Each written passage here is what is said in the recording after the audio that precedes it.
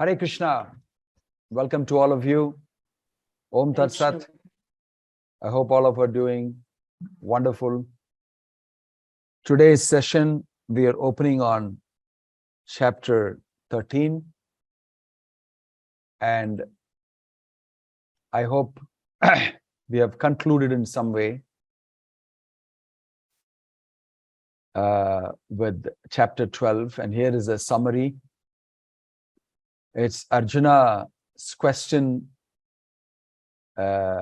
asking Bhakti Yoga or Jnana Yoga, and Krishna conclusively answers to Arjuna, saying that the impersonal realization is definitely inferior. And he speaks about the absolute truth and the three features of the absolute truth. Prabhupada at least explains in detail. And Klesho Adhikataras Tesham, he goes ahead to say that the impersonal path is very troublesome. Bhakti is simpler, and it is the ultimate goal of anybody's pursuit. And Bhakti's got such an easy process. It's got so many alternatives, which Krishna gives step-by-step alternatives. If you're not able to fix your mind on me in pure love, then you can do sadhana bhakti, or you can work for Krishna, or you can give up the results of your work like that and like that. Krishna gives many different alternatives, which are very interesting. In other words, he makes bhakti very approachable, very easy. And then Krishna goes ahead to glorify his devotee and the qualities of his devotee, Adveshta, Sarvabhutana, Maitra, Karuna, Evacha, Nirmamo, Nirahankara, Samadukka, Sukshami, Santushta, Satatam Yogi, Yatatma, Dadanischayaha, Mayarpita, Mano, Buddhirim. Like that, he keeps on glorifying his devotee.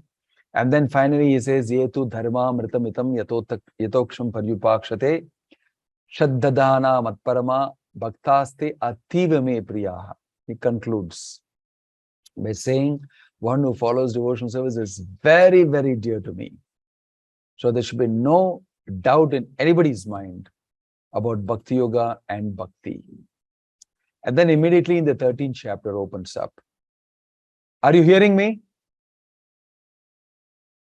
Yes, Maharaj. Yes. You're hearing me, right? Yes, Maharaj. You're also able to see my screen? Yes. Yes, we are able to. Okay. So Yes. 13th chapter opens up, and it's a beautiful chapter. If anybody who's a student of science or physics, you can get lots of information about the physics of the self.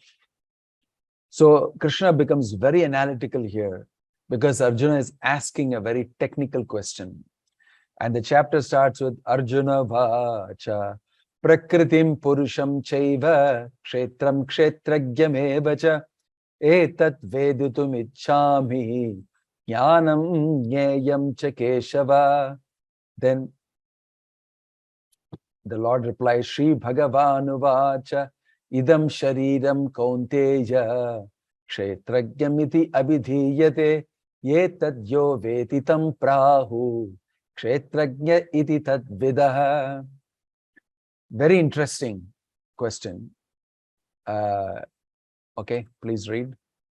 Shivakumar, please read that translation. Chapter 13, Nature, the Enjoyer and Consciousness. Shloka 1, translation. Arjuna said, O my dear Krishna, I wish to know about Prakriti, Purusha, and the field and the knower of the field, and of knowledge and the object of knowledge. The Supreme Personality of Godhead said, this body, O son of Kunti, is called the field, and one who knows this body is called the knower of the field. Thank you. Such wonderful, simple, deep question. It is simple, but it is deep. And Krishna is giving pat, immediate answer. What is the meaning of kshetra? And what is the meaning of kshetrajna? What is the field? He explains this body is called the field, and who is the knower of the field? The kshetrajna is the soul within the body, right?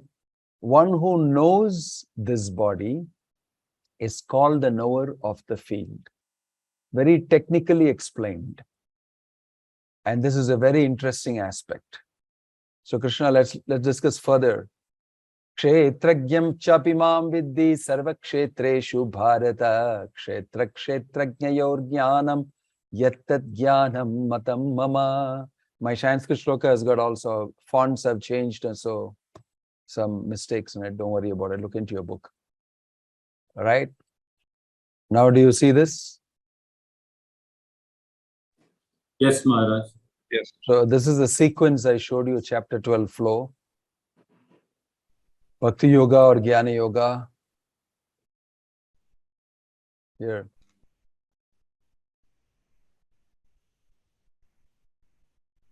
Okay. This is just graphically portrayed. The 12th chapter summary. Personal and impersonal. And then Krishna is saying impersonal is very tough.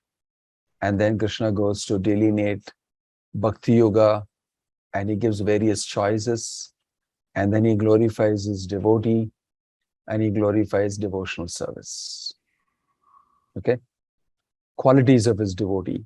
Then he goes to glorify devotional service. This is what is the. Then we read this, the first two shlokas, and here it is. Can you see now? Third shloka? Yes. Yeah. So, very, very important. These 1, 2, 3 shlokas. Please go ahead. Mahalila, can you read this? The translation to the third shloka. O son of Bharata, you should understand that I am also the knower in all bodies, and to understand this body and its knower is called knowledge. That is my opinion. Thank you. I like this. That is my opinion. It's mentioned by Krishna. It talks with great etiquette that this is my opinion. What does it reveal to you about Krishna? Krishna is explaining, Arjuna has asked a question, right? So Krishna is explaining very clearly like a professor. Kshetragyam chapima viddhi sarva kshetreshu bharata. You should know that I am also the knower in all bodies. And to understand this body and its knower is called knowledge. Now, he has added one more knower. You are the knower, he said earlier. And then he says, I am also the knower within this body. 2 knowers inside this body. If you know both these knowers inside the body, then you have knowledge. That is my opinion. So what does it reveal to you about Krishna? When he's presenting it this way, this is my opinion.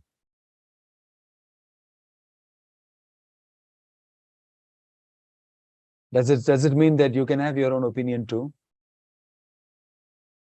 Does it mean you can have your own opinion?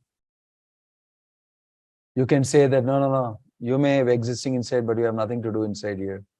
Forget it. I am the boss. I am the only knower. Is that your opinion? Quite often, that's the opinion of people, though it's not expressed in this way. Or can we say that, no, both are equal to one? One merges with the other. There may be 2, but they are both one. Is this another opinion? Yeah, you hear this opinion. So you can say that Krishna said, that's my opinion, which means that you can have your own opinion. So what does it really mean by Krishna saying, Yattat jnanam matam mama? It's my opinion. What do you think? Why is Krishna saying it is my opinion? In the 13th chapter. Because previously he has already said who he is. In the 10th chapter, he has already told how great he is. In the 11th chapter, he has shown Arjuna how great he is visually. Throughout, from 7, 8, 9, 10, 11, 12. We have been completely absorbed in Krishna and his greatness and who he is and devotional service and bhakti and associated with everything. Now we are stepping into the third portion of the Bhagavad Gita, 13, 14, 15, 16, 17, 18 chapters. Okay? So till now, Krishna has explained everything about himself. And now he's saying, that's my opinion. What does that mean? What should you say? Should you accept his opinion, or are you free to interpret it the way you want? If you're a fool, number one, you will interpret it the way you want. Because from 7, 8, 9, 10, 11, 12, Krishna has brilliantly explained everything about who God is. And that's me. And what's absolute truth. In the 7th chapter, he goes into great detail. And then 8, 9, 9th, he peaks in saying, Manmana Bhava Mad Bhakto. Right? 10th, he showed his greatness because Arjuna wanted to know. 11th, he gave a visual. 12th, he again glorified his devotee, devotional service, everything. And conclusively, he says that. Now in the 13th chapter, he's saying, Yattat Jnanam Matamama. That is my opinion. So definitely you should take his opinion. Why? Krishna is the supreme absolute truth. He is the topmost and he's speaking. So you cannot have another opinion. Having said that, let's go to the subject matter. What the questions asked by Arjuna are, Prakritim Purusham Cheda Kshetragyam Shektra Kshetragyam Evacha Etat Veditum Ichchami Jnanam Jneyam Chakeshava. These are all the things he has. Prakriti, Purusha, Kshetra, Kshetrajna, Jnanam, Jneyam. 6 things he is asking. I want to know about this from you. Right? So he must have already heard about this before. So that's why he's able to ask pinpointed question. I want to know about this. And you will see that Prabhupada is explaining the purport, these 3 important points about what knowledge is. What is it? Number 1, to understand both the soul and the super soul as one yet distinct is knowledge. What does it mean? As one. Means both are spiritual. And they're very distinct because one is a super soul and one is the soul. It's a very important point now. Everybody mixes it up and says that you are God. Krishna is making Kshetragyam cha api mam vidhi. I am also there, apart from you being there. He never says both are equal. 2 are there. 2 are there within this body. That is, one is God, the Supreme Personality of Godhead as Super Soul. Right now, sitting in your heart, giving you all the knowledge, all the capacity to understand, is energized. You are energized by Krishna in the heart. He is there and you are there.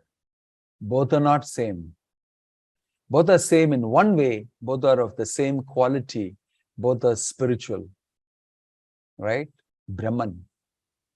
One is Parabrahman. One is Supreme Absolute Truth. The other one is Brahman, spiritual personality. The next, one who does not understand the field of activity and the knower of activity is not in perfect knowledge. These are all big discussions in science and philosophy, right?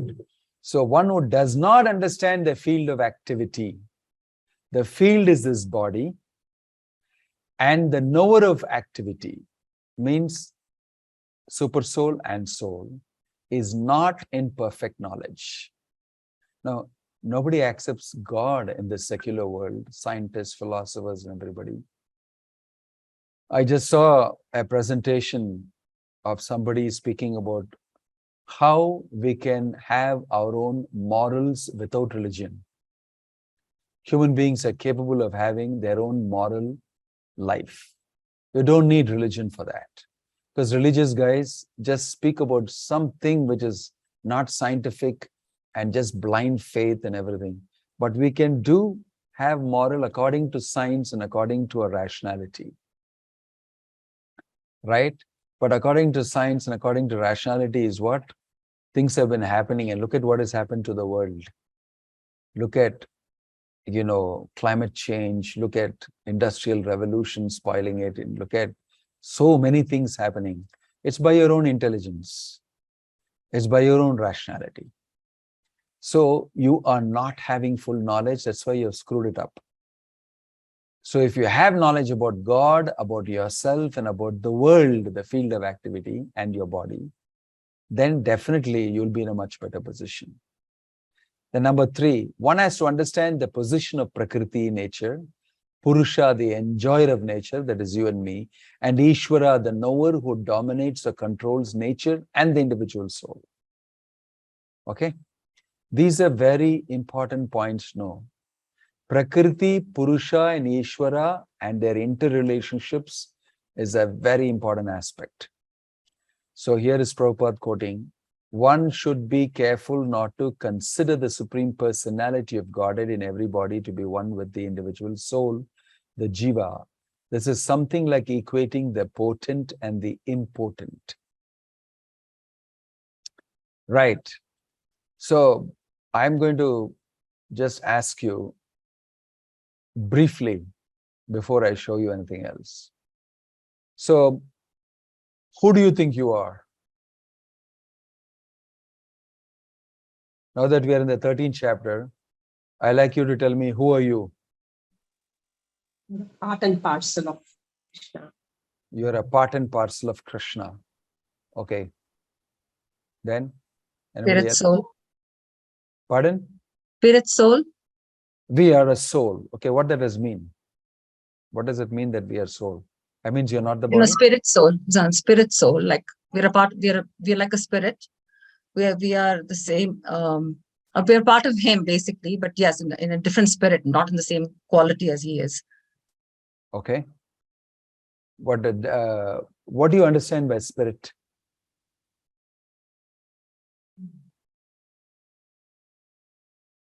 Atma, right? I mean, Yeah, that's a term. That is not which is made of matter, Guruji. Okay. At least you said that it is not matter for sure. Right? Yes. It's not matter. Right. We learned that in the 2nd chapter. There is matter, there is spirit. So this body is made of what? This body is made of matter. Matter. Bhumi rapo analo vayu kam mano buddhi revacha. In the 7th chapter, Krishna explained, matter comprises Prakriti. Matter comprises of earth, water, fire, air, sky, ether, mind, intelligence, ego. All these things constitutes matter. And the soul is above all these things. Spirit, beyond matter, of a completely opposite nature to matter. Right? This we studied in the 2nd chapter in detail. So, if I ask you a question, who are you? You have answered part and parcel of the Supreme Godhead Krishna. And you said we are spirit, we are Atma, we are soul, and we are not matter. Good. Thank you. Are you a personality? Is that reflected in your answer? I am spirit, soul. Are you a personality, an individual? Yes or no? No. Yes, Maharaj. Yes. Yes, Maharaj. Okay, but Shalini is saying no. Because she's from Kerala. I'm sorry, I'm just joking. Okay, why you say that, Shalini? No, when I'm not considering myself as a person, actually individually part of the spirit sport, then I'm not, I don't have any personality individually. I feel that way. You feel that way. Yes. I don't know Okay. whether it's right or wrong. That's okay. Thank you. Thank you. You feel that way. In your study in the Bhagavad Gita till now, you feel you don't have a personality. So then who are you? What are you? You have to know something, no? You have some identity about yourself, no? A soul which has taken birth according to the karma. previous karmas. I have taken so many births. So who are you? A spirit soul, that's what. Same No, answer. what is the meaning of a spirit soul? What is something that is not matter, you said? It is part and parcel of the supreme spark, supreme personality Spark. of Godhead. Yeah, but you're using the word supreme personality of Godhead. Of Godhead. So God doesn't have a personality? He He has. He He has. has. So if you are coming from God, why should you not have a personality? I don't think so. He has. But that is the difference. We don't have. Really? Maharaj, not a I person. believe. That's why I want to ask you a question now. So can somebody answer Shalini? Maharaj, I also believe the same way that I don't have a personality. All the, personality is related as an individual is related with the materialistic stuff I'm made of in relation with this body. Otherwise, the normalized personality is I'm the servant of Krishna, eternal servant of Krishna. That is all is my personality, and that personality, also aligning with Shalini Mataji's comment. It's uniform across all the souls. Maharaj, that was my understanding as well. Interesting. So you made a statement that personality means material. Okay. Yes. That is an interesting thing. But personality can be also spiritual personality. Your original personality is spiritual. That's why it's reflected in the material. Because matter is just your body and the covering. It is something like, to give a very crude example, I'm taking this uttarium of mine. It has got no shape. Okay? If I put my hand inside it, does it get the shape of my hand? Yes. It does. So when you see this, you'll feel that, wow, this is a hand. Just like if I'm dressed, my dress takes the shape of my body. Okay? The dress itself doesn't have a shape. If you take out the dress and put on the coat stand, it just hangs like that. So the shape that you see in the dress is a dependent shape. It's depending on the shape of the body. And they're all not the same. Each body is different.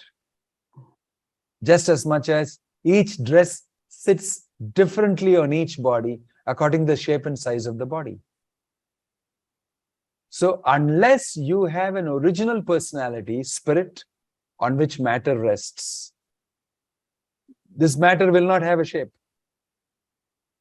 Same way, unless you have a personality that is permanent, this one is assuming for the time being the shape of the original personality. Atma means very important to know foundationally its personality. You have an individual, you have a personality, and your personality originally is spiritual. This is temporary. You take so many personalities, in each lifetime you have one personality.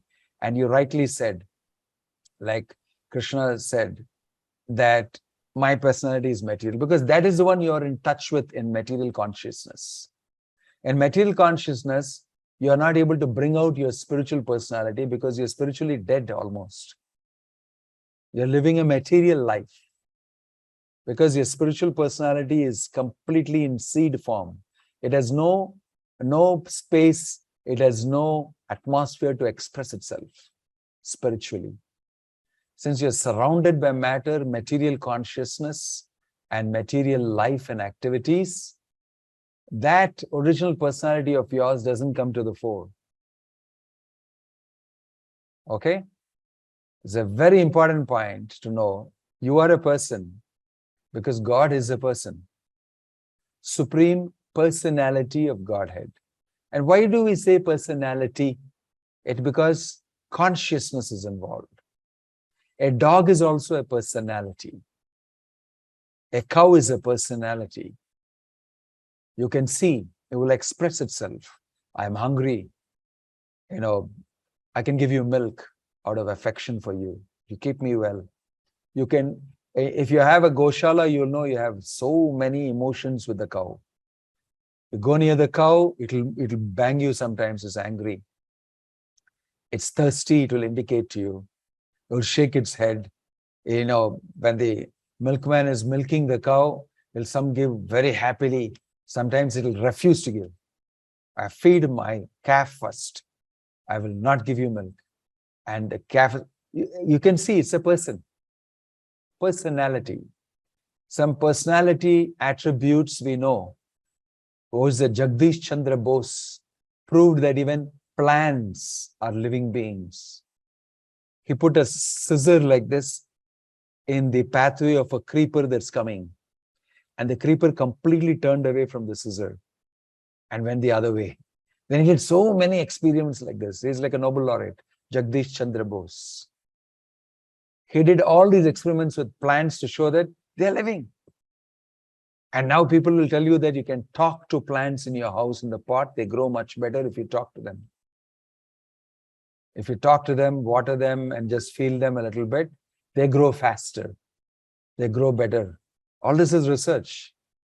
So is there personality or not? It's just very dim, not able to express the personality very well in a plant.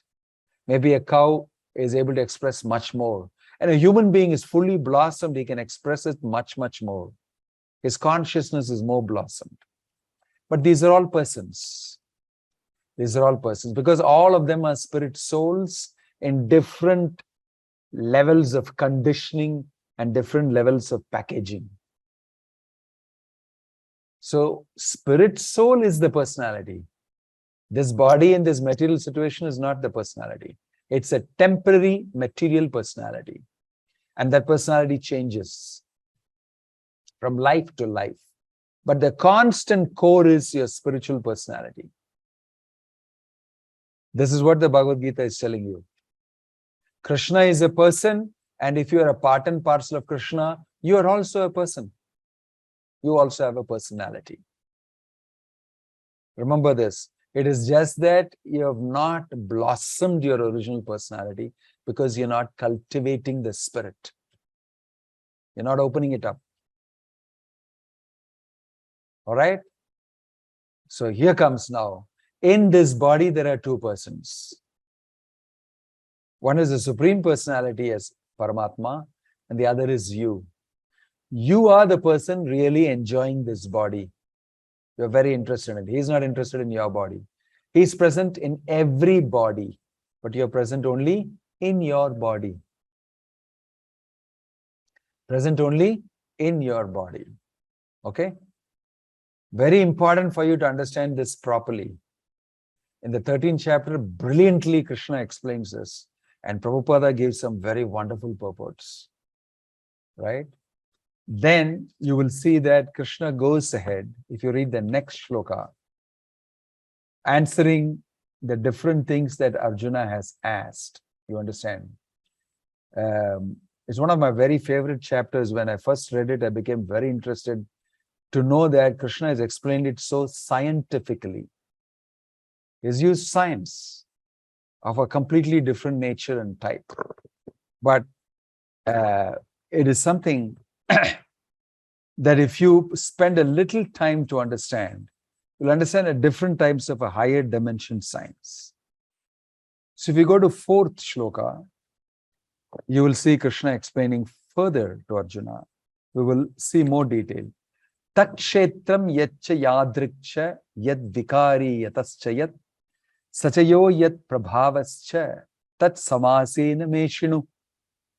Now please hear my brief description of this field of activity and how it is constituted, what its changes are, whence it is produced, who that knower of the field of activities is, and what its influences are.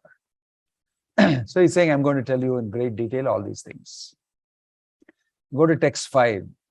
Rishubhir bahuda gitam chandobhir vividhais pratak Brahma Sutra Padais Chaiva Hetu Madbiri Vinischitai. Now you know why Krishna said, that is my opinion. Why? Because he is respecting all the rishis and sages who have given their opinions on this subject matter of knower of the field, kshetra and kshetrakya. Okay? What does it say, the translation? Can you read, Sunita? It says that knowledge of the field of activities and of the knower of activities is described by various sages in various Vedic writings. It is especially presented in Vedanta Sutra with all reasoning as to cause and effect. Yes, thank you. See, with all reasoning as to cause and effect. These are all scientific terms. Rishibir Bahuda Gitam. They have spoken, all the rishis, Bahuda means many, many. Many rishis have spoken about this, right? And Brahma Sutra Padaishaiva. Brahma Sutra means a Vedanta Sutra, which is the main core text of the Vedas, summarization. Has also been dealt, Hetu Madbir Vinishite. Hetu means cause. Cause and effect, it has been explained very nicely in the Brahma Sutra. Now I'm going to explain this to you in a simplistic way. That's what Krishna is telling. Okay.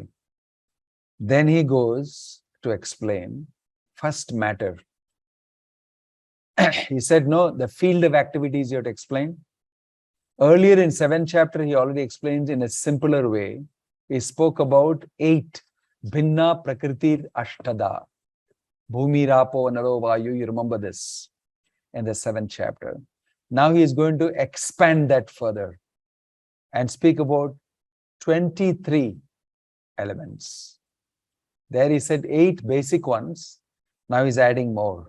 Maha Bhutanyahankaro Buddhir Avyaktam Evacha Indriyani Dashaikam Cha Panchachendriya Gochara Ichha Dvesha Sukham Dukkam Sanghatas Chetana Dhriti Etakshetram Samasena Savikaram Udahritam.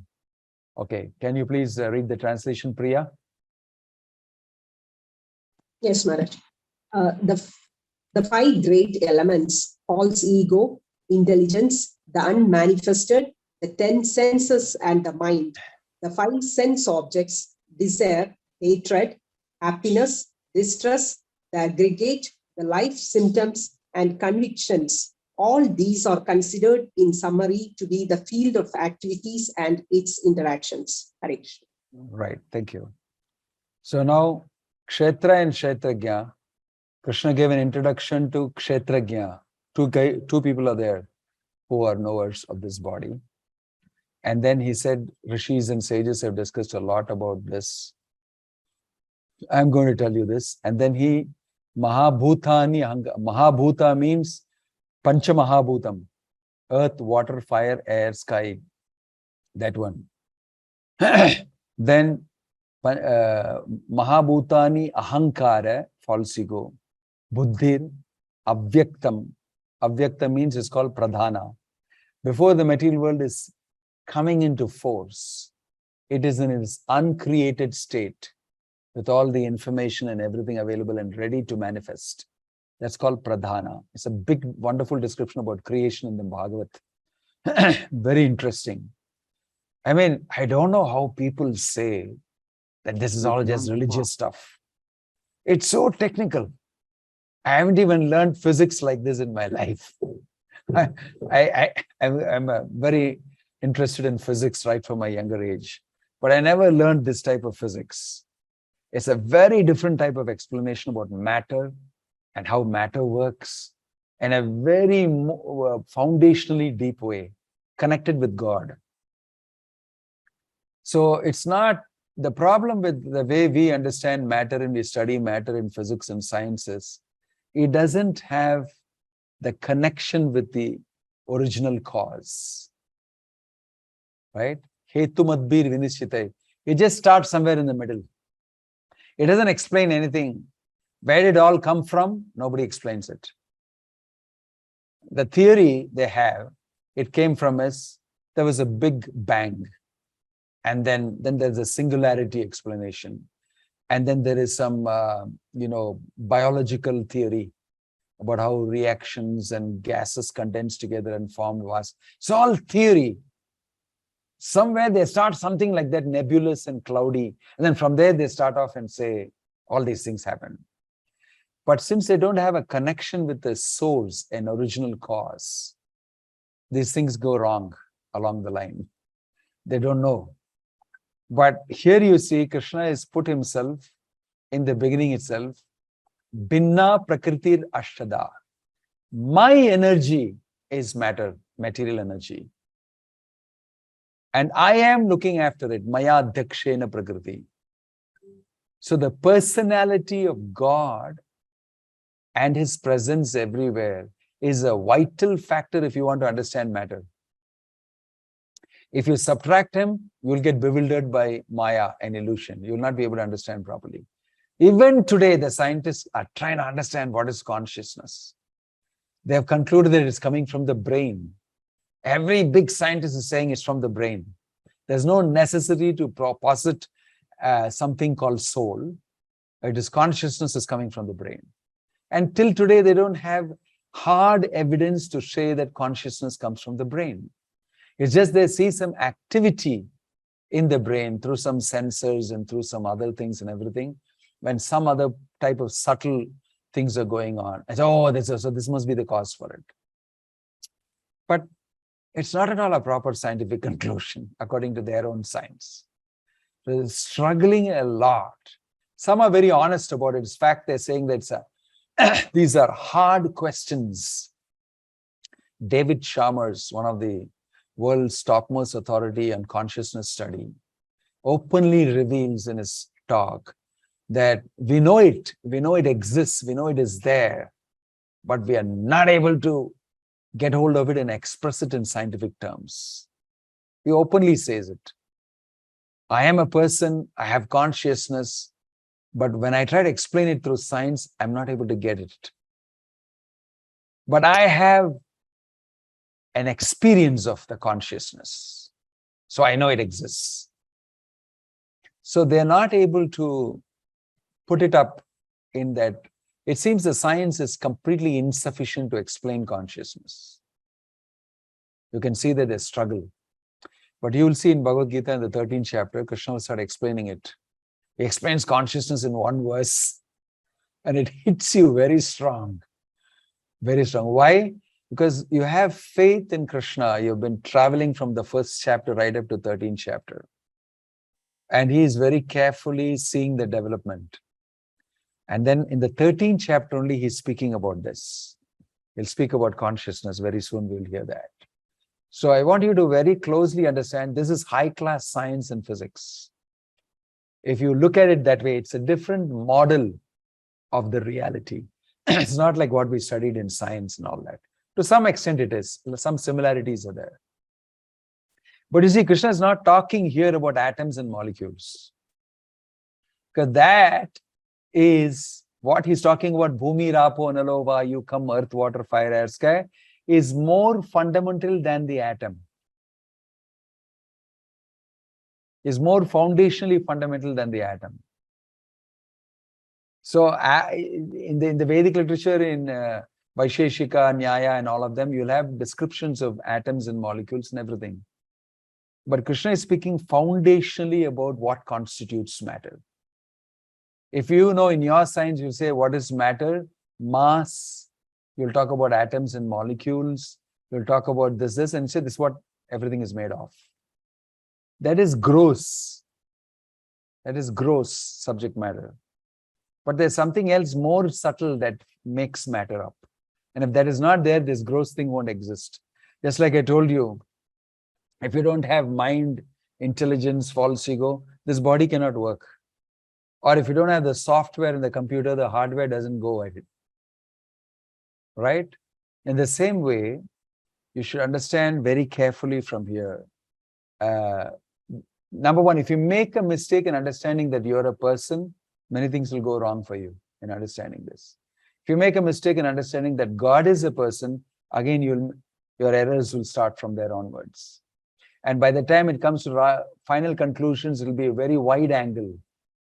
You start in a very small angle, but as you move ahead, it becomes wider and wider. Okay? So these three things, kshetra and two types of kshetrajnas. It's being explained very technically to you. And Krishna is now expanding on the matter principle that he spoke about in the 7th chapter. He's adding, there it was 8, and now you'll see aggregate, if you total this up, it'll come to about 23.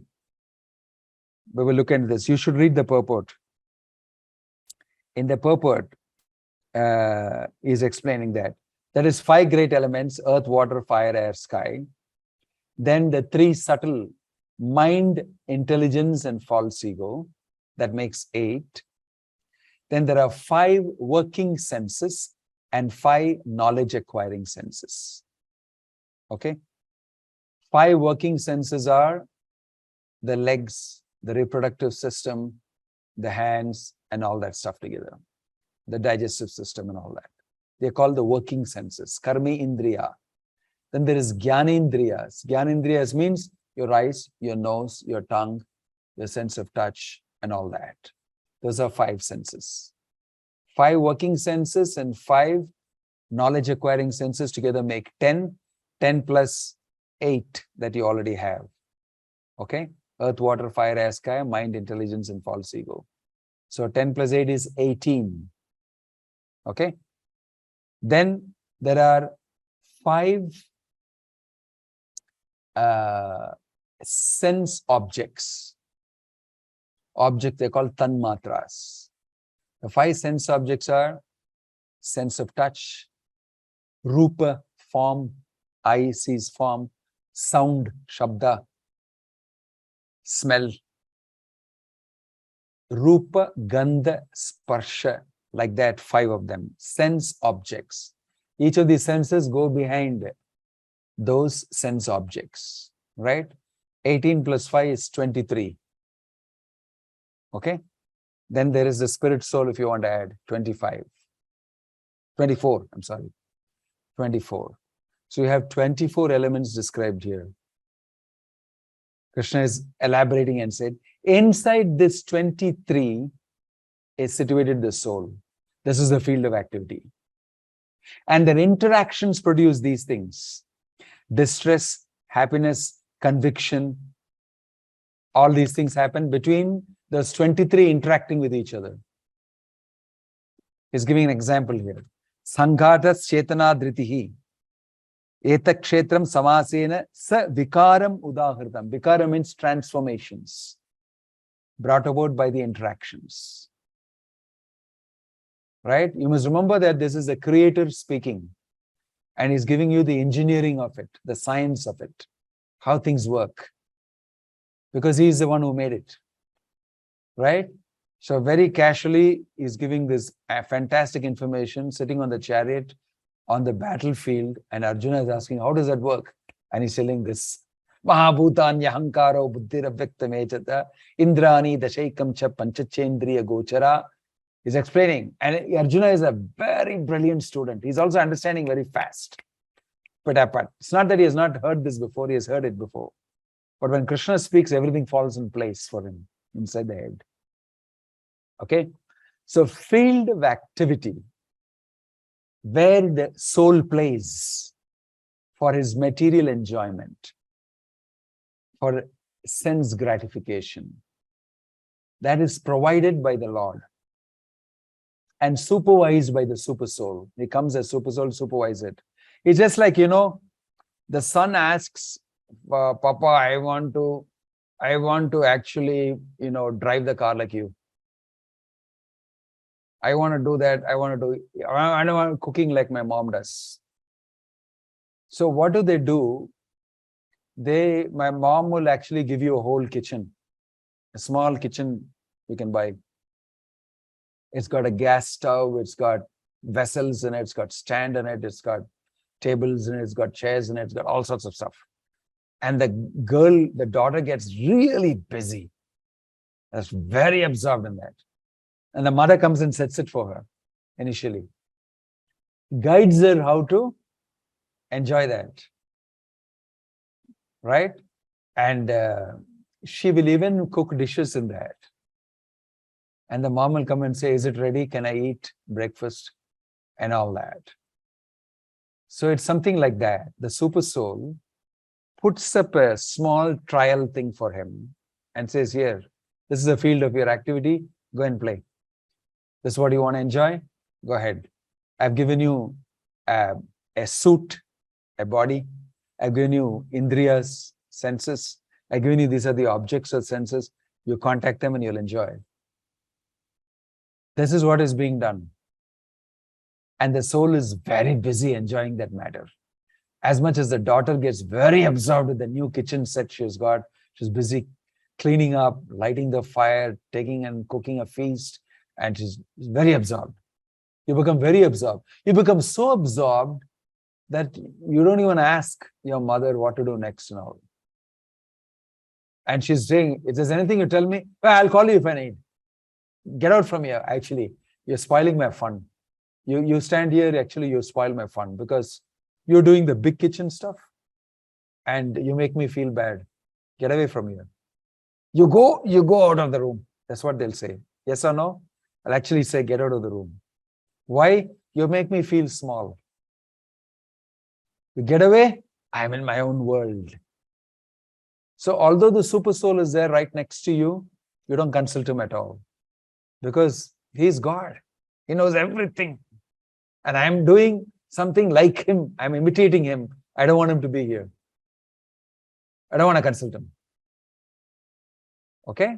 That's what's happening.